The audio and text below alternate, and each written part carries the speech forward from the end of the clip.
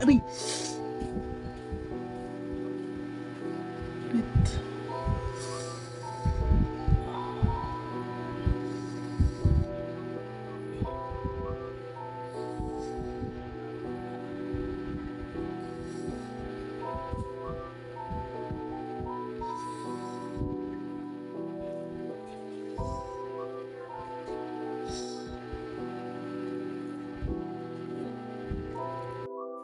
Hi mga kasaydasin, nandito na naman tayo sa panibagong araw ng buhay ko.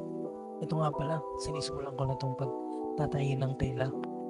Dito pala sa parting ito ay inuuna kong tayin yung mga gilid muna. Para mamaya pag natapos na namin tayin itong mga gilid ay susunod na namin yung mga buntong. Para mas madali lang at para mas marami kami magawa. Siya nga pala sa pagtatayin ng ganito ay konting ingat lang. Katulad na nangyari sa daliri ko, natusok ko na lang bigla ng karayom.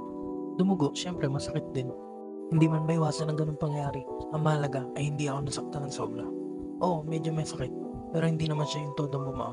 Dumugo nga lang, at kahit natusok man ako ng karayom ay pinagpatuloy ko pa rin ang paggawa ng tela at pagtatahi nito dahil kailangan namin matapos para mas marami kami magawa pa. Nasaktan man ako sa pagtusok ng karayom, at least nag-enjoy ako sa paggawa nito at masaya ako sa paggawa ng pin cushion. At masaya din ako na nakakatulong ako kay mama sa paggawa nito. At dahil sa pagtulong kay mama, ay mas napapadali namin ang ginagawa namin at mas marami kami nagagawa nito. Kaya kahit ano pa man ang trabaho mo o may sarili ka mang business, ay kailangan mo maging masipag para kumita ka at para may maipambuhay ka sa pamilya mo. Hindi na natin kailangan maging maarte pa sa kung ano man ang ginagawa natin o kung ano man ang ginagawa natin trabaho, dahil kung alam naman natin na ito ay makakatulong sa atin at wala naman tayong tinatapakang tao, ay ipagpatuloy lang natin ang ating mga ginagawa. At yun lang po para sa araw na video na ito. Sana marami kayo natutunan sa mga sinabi ko at sa mga ginagawa ko.